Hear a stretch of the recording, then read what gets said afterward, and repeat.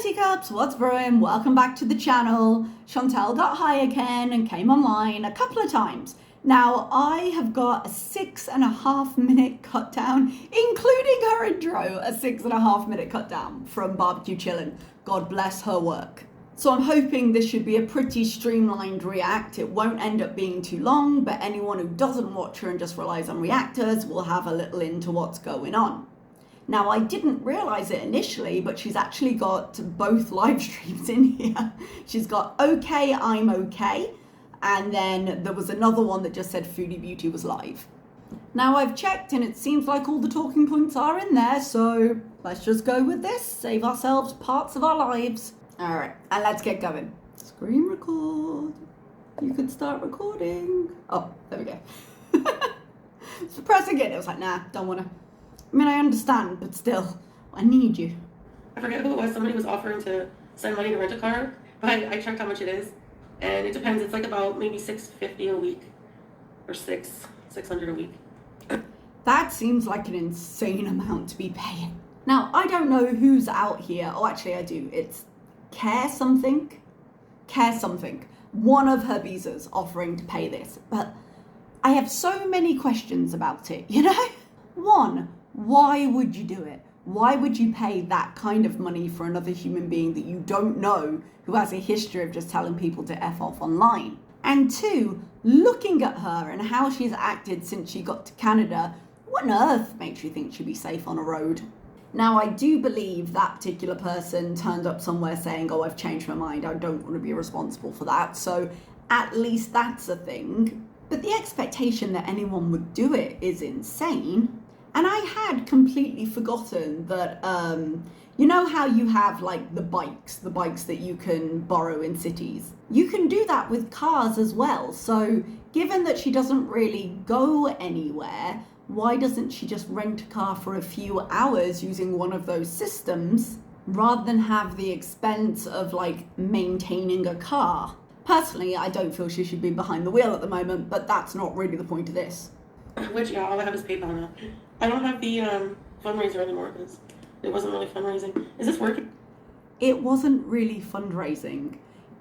Does that mean like no one was donating, which we kind of knew, but she said she didn't want the scooter, so it wasn't really fundraising according to her, according to how much she got, or according to PayPal saying this isn't a fundraiser.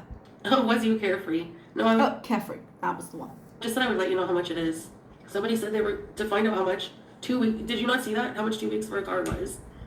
And she just said a week, and now it's 2 weeks. Then, so I took me a couple days. I checked just to let you know. I don't care if somebody wants to do anything. I'll obviously give you my PayPal, whatever. I don't care if someone wants to do anything. Obviously, I'll give you my PayPal. But she doesn't care, guys. So you know, feel good about it. Don't care. But no, I'll be okay without it. Like, it's all right. No, I mean, yeah, I'm gonna get one. You seem very okay. When I want to. I'm not gonna be high when I drive, which I don't think is anyone's business. When I, it's illegal here. I think it's everyone's business. I'm having a hard time. So it's legal here, and I'm having a hard time. There's quite a lot to unpack in that. She's gonna talk about the being high while driving, so let's just leave that for the moment. But it's not really a case of it being legal. It's a case of how it's impacting you. She has been a zombie for days. Alcohol is legal in most places. But if you come online storming drunk to the point that it's completely impacting your ability to speak and do anything, I would also have concerns about that. It's not the fact that it's weed, it's the fact that it appears to be addiction. And it doesn't appear to be having any kind of positive impact on her at all. She's in a concerning state. Now, unfortunately, she's also foodie, so not many people have concern for her, which is understandable given the givens. But in most other people, this would be a concerning state. Emotionally, so yeah, that's how I spend my time. We know. Yeah, I'm an adult. In body, perhaps. I love how she's using that as the justification. Like, well, I'm having a hard time and it's legal and I'm an adult. That's the least adult thing you could possibly have said to that. You are an adult, but the point of being an adult is that you've learned. You've learned through the course of your life how to adult. No, I don't. Nobody's ever actually proven I've been high while driving, Harley Quinn. And then you wonder why I block your old Excuse account. me. That's why, because you listen to shit. I hit a freaking CBD She's about to make a very precise point, and we'll talk about it. pen like once. I had people call the cops on me literally to say that I'm high driving, and the cops fucking flashed the flashlight in my face, and they said I wasn't high. So actually, I have more on my side to prove that I wasn't. No, you don't. You have something in that moment to say the 2 puffs you took from your pen because you weren't thinking it was an automatic gesture at that point while in the car didn't get you high in that moment. That's as much as she has. The actual argument during the time, because I was there during that whole time, I was a viewer, I was reacting, was that with the amount of THC and gummies and smoking and other things she was doing with Nada, and the amount she was doing at home, from what we could see and the timeline it presented, there was no way she could have been behind a wheel without being inebriated. Because basically there simply wasn't enough time for whatever she was taking on any given day in the amount she was taking them to be out of her system for her to be safe on the roads. That was the argument people made. Especially when she was going through things with Nada and she'd end up driving in the middle of the night, either to or from hymns. Hymns? Did I just say hymns? Either to or from him. So the argument has always been basically, with how high she was continually, there was no real safe window where she should or could have been behind a wheel properly. In that moment where she took 2 puffs and she got checked, she wasn't actively high. Wow. Wow. I go out and I had a car for like the past week. I didn't go out and drive high. So if you didn't do it for the past week, congratulations. I don't know if I believe it or not. Put a pin on whether I believe it or not, because her idea of what is safe in a car and people's idea of what is safe in a car can be different. The issue hasn't been the past week, it's been the fact that she has a recorded history of putting herself and others in that situation. Because when you make a decision to get behind a wheel of a car, you're not just making it for you, you're making it for everybody you encounter. It's an incredibly selfish thing to do. So whatever. Yeah, he literally I was at Papa John's, and they're like, oh, you took an edibles, you took a wheelchair. So he comes over, he said, we got a report that you were high. So flashed it in my face, in my eyes. Oh, you're clearly not high. But also, yeah, when I'm at home, yeah. Because coping has been shitty. We need to glow up. That's why they call it coping, because you've got something you have to cope with. It's not all roses and gumdrops, my sweet. You know what's not going to help? Being so out of your mind on gummies that you're incapable of doing anything else. But, and yes, I do too much. We know. I know. She always thinks that acknowledgement is the same as kind of moving past it. If she admits it, then we don't have a say in anything. Forget for a minute that she admits it when she gets caught generally. But admitting it doesn't mean anything, especially not with her. Oh, I know I do too much. Well, the point of knowing is that you do something about it. So funny. She does this thing where she if she doesn't know I'm coming behind her, if she's sitting down somewhere and she sees me or something, I don't know. She'll do that. And that's funny. Her cat apparently actively and vocally hates her. It's very funny. I've been having a hard time adapting to living alone. That's probably because you haven't been adapting to it. You've just been blotting it out. And everything just feels meaningless. Who cares? Well, you care apparently, because you're currently existing in your life, not living it. To just I'm in between. I have to just make that final bite. Do you know what I mean? Really sink my teeth I actually don't. What you to a new life. Oh, okay. She was going for some kind of analogy there. Okay. I feel like if she wanted to go, excuse the phrase, whole hog on this, she could do something with the word bite and beauty bite and thing for her channel and flip the focus. I'm not saying she'd sustain it, but it's something more positive she could do to distract herself. To a life. It's this is what I wanted. How am I so miserable? You're a miserable person when you get what you wanted. Well, I hate to break this to you, but you're kind of a miserable person. Getting what you want doesn't change that. It sounds so ungrateful, but... Yeah, you are. Yes, I wanted a separation. I did. But when I'm here, I miss them. Well, tough. You can't have it both ways. So, So, it's a forever conflict. If I choose to live with Pete, I would have to have like no life partners because I can't have him upheave his life. this is a weird line of conversation to me. One, the fact that she's thinking ahead to another relationship. She does not currently have the skills and may never have the skills to successfully be in a relationship.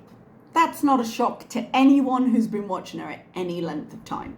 There's quite a lot of audacity in the fact that she's like, oh, you know, if I choose to live with Pete, it's like it's her choice that matters, not his. But if you move in with a roommate, even if it's Pete's, even if it's a close friend, the only thing either of you are committing to is the lease.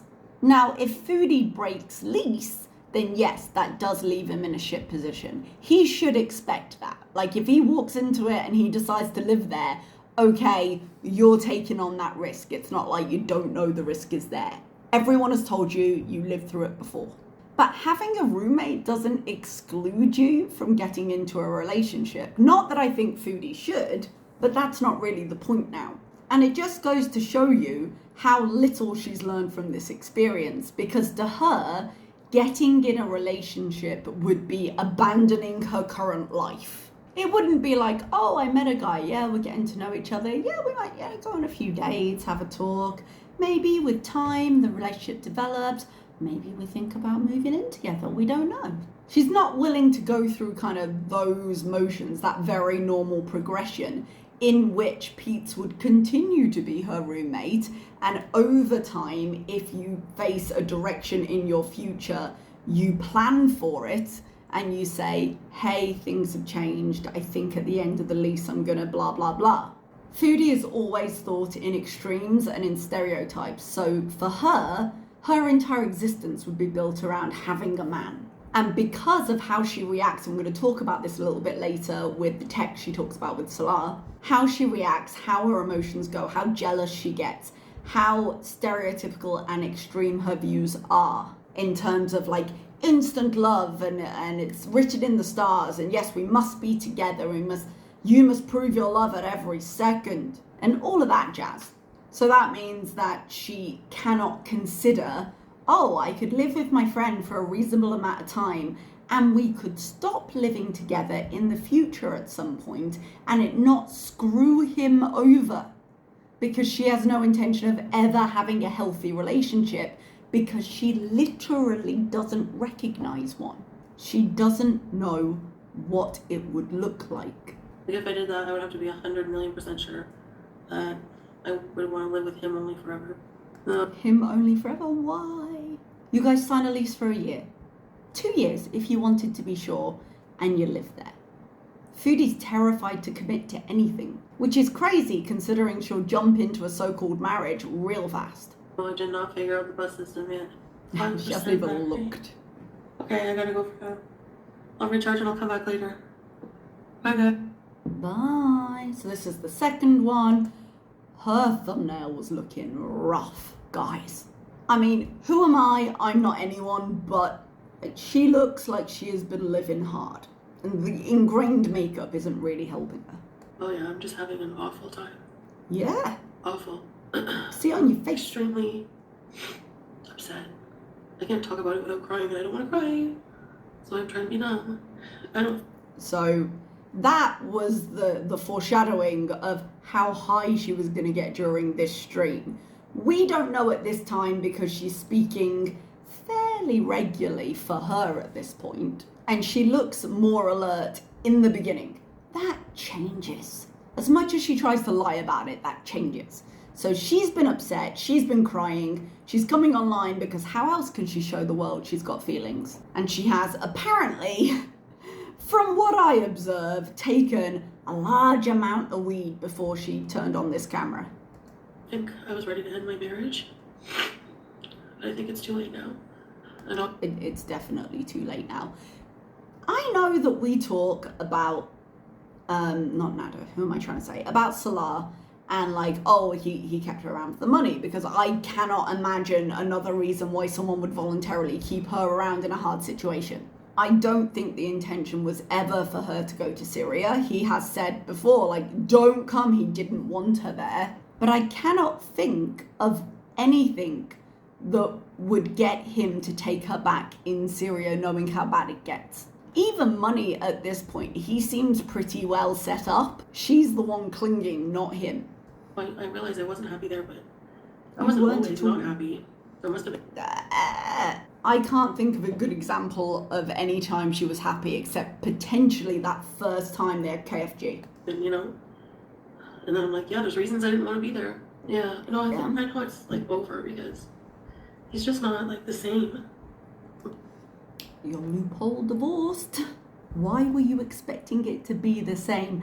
And this is a thing with Foodie as well, like, because she doesn't have this level of reflection that she would need in these moments, like, she never has any real idea of why something has happened, because she doesn't see herself the way she is, right? But this reminds me so much of when things with Nada came out and he started releasing texts and stuff, and we saw how much she was going. And I think I spoke at the time about how I was like, before we knew a lot of the stuff about Nada, I was like, you know, he could have an argument that she's harassing him with this, because she goes all out. She goes nuts. And that is what I think is happening with Salah here, because it seems pretty obvious that if you have a husband in Syria who you loophole divorced, who you said you were separating from, who you didn't end on very good terms with because you had that big fight with him and his family right before you left for the airport and then told him to get you in the car. He was just focused on getting you out of there. Why would you expect to have anything after? We know that she left Julia there and that's a threat, but why would you expect anything? This had all the hallmarks of, yes, this portion of your life is over and you've now left the country. Why were you expecting it to be different? Blames everything like on me, how I should be changing. We did speak a lot at first, and now it's like less. Yeah, sometimes that's normal. Hours and hours in between his values. Hours in between. Hours. Not days, not weeks. She's only been there a couple of weeks. He waits hours to text me back. Bear in mind all the things I've just said about them not being together anymore, and time zones. Now that she's not awake at all hours, he can actually sleep during the night, I'm guessing. He's probably got more of a regular schedule. She's on Canada time. That's not an easy thing to match up. He's not answering me instantly. Well, yeah. They're different now. Well, that's not easy to deal with. He Well, can his family reality can be isn't priority, always. but well, how also can his wife be? Do you know? You signed divorce papers. I would argue you were never his wife, but you're certainly not his wife now. Instead of saying, why isn't your wife priority? Ask yourself, why would your ex-wife be priority? Just have moments of like panic, like, okay, now it's just you in the world, so what are you gonna do? I don't know, it's just Figure like, it out. Like, A lot of people find themselves in the position of it's you in the world. Figure it out. Feel your emotions. Feel them. Don't bury them in this. Feel your emotions.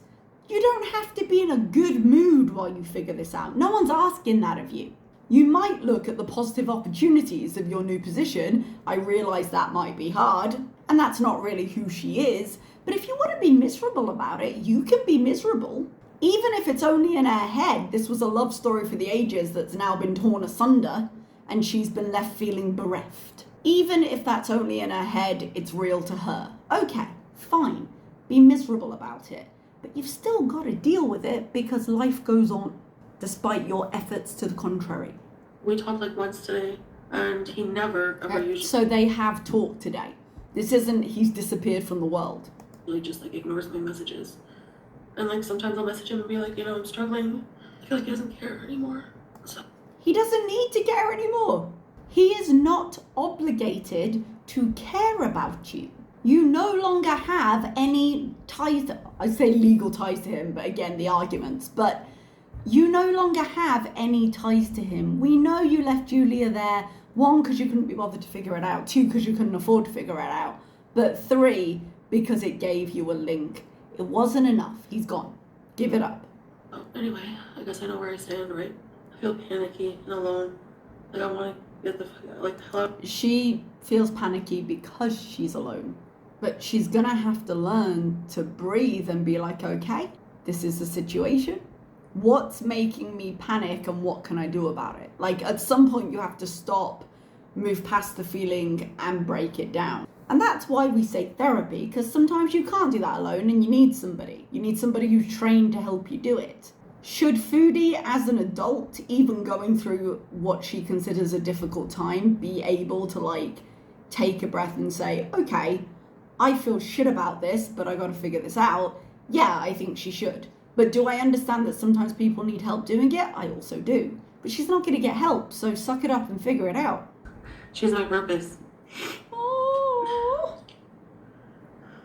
Someone in my comments either suggested or said this name was suggested, but she said Darcy. In my heart, this cat is Darcy now. I am all for food names when it comes to pets, but this looks like an elegant lady and she doesn't seem suited to a food name. I was thinking brie. Someone joked and said cheese and I was like, no. But brie is a type of cheese, but also a nice name. But Darcy is perfect for this cat and I am calling her Darcy. The little biscuit. Go out where at 6:30? And go out where? Alone? People do that. Calm down. Go out for a walk. Go out to the park. Now, I realise if it's 6:30 p.m, it may well be dark in Canada at this point and it has been snowing. So maybe not viable decisions, okay? Possibly not a good thing right now. But just leave your house. Take a walk. Have no destination in mind. Just look around. You're in a new area. I'm just being passenger princess. I just have to get used to a new reality that's really hard. How's Julia?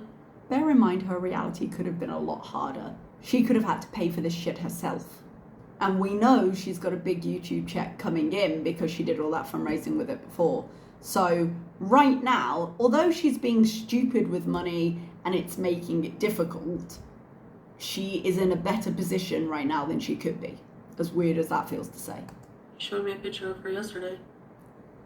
But today, nothing.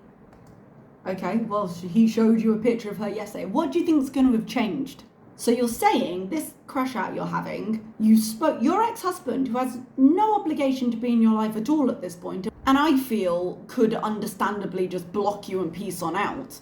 I'm shocked he hasn't done this already. Your ex-husband, benefit of the doubt, has spoken to you a few hours ago today, sent you a picture of the cat yesterday, and you're freaking out because you feel like you're not talking? Excuse me? I mean, like, why would he be cruel? Like, How is that you actually cruel? never care about me if, like, I message you and tell you over and over that I'm struggling? Okay, let's say he did at some point. Let's just put a pin in everything we think and let's take Foodie's version of this. Let's say they were madly in love and it didn't work out and they mutually agreed to separate and all that bullshit is true. Let's say that. You had a fight, he got rid of you, you're in Canada, and you want him to just virtually hold your hand through every second of every day. He doesn't owe you that comfort. He doesn't have a role in your life anymore. And you don't have a role in his. That's what separation is. And you don't even care enough to answer that? Even when I feel better, what the hell am I going to do? Go to a Figure it out. museum? Go to a museum. Yeah, what's wrong with museums? Go to a museum. What's wrong with that? Go to a garden. Go to a show. Go to the theatre. Just listening back to myself of how my imaginary social life sounds. Just go to the theatre, darling. There must be some kind of newsletter or website where it's like, I think there's a series of like, what's up Bangkok? What's up Muscat? What's up whatever city? Or Time Out whatever. There's usually things like that that tell you what's going on in a city. Hey, there's a market going on here. There's some kind of special event going on over there. And it's Christmas coming up. So, you know, there's going to be a lot of stuff going on. Editing Milk here. After I finished recording, I went and checked. Within about 10 seconds, I had a list of 17 things happening this weekend in Ottawa, which is where she said she was. And the first one that came up was a food and wine festival, which would have been perfectly aligned with both her personal interests and good content for the channel. But no. Go see what's happening in the community. She said she's in Ottawa. And she's in a city in a time of year that could arguably be called the most social. There's going to be a ton of different events on. Pick some. You can talk to someone or not, but go see things. There will be so much going on in the city right now, and she just doesn't even bother to look. He said he's going to be single for the next year at least. But he's ignored me a lot today. My life is depressing right now. Of course it's going to be depressing. If we're broken up, we're talk daily. Yeah. Because we always talk daily. Well, you weren't always broken up, were you?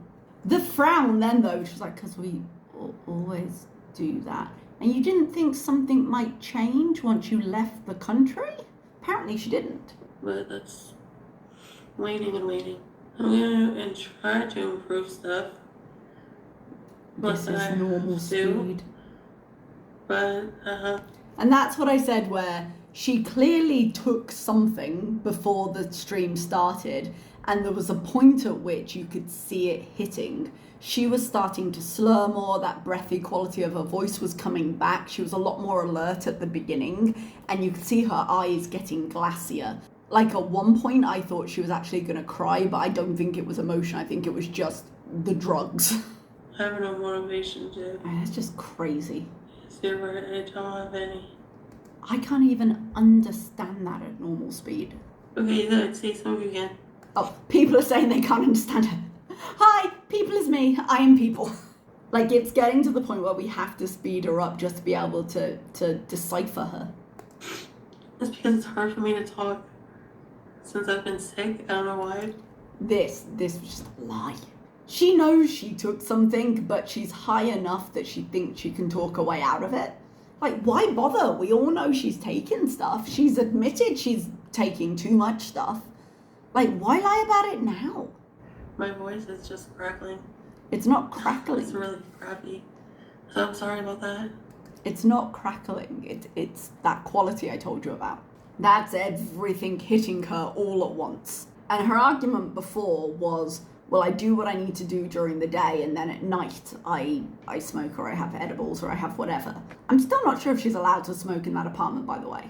Which might be the reason she keeps going off camera, but we're not hearing her smoke on this. I know it does sound slurred a bit. Yeah, okay, I have slurred a bit. Okay, gotta go. Oh, that was louder than I thought, sorry. So, there we are. There were a couple of talking points with the fact that she's been in contact with Salah and he's starting to try and pull away and she's just losing it. Because I think we're going to see the other side of her. I think she's not going to untether from Salah until forced. I think he's going to have to block her. And God, when that day comes, it's going to be entertaining. Like, it's mean for me to say, but the meltdown she is going to have. But I think all of this feeling sorry for herself, if he makes a move to like force her away rather than just kind of ghost her, even though I don't want to be too fair to Salah, but I don't think he's ghosting her. I think he's speaking to her more than I would think he would, but it's not enough for Foodie. And like I said, with Nada, we saw the absolute stream of harassment she gave to him, where it was like voice call, message.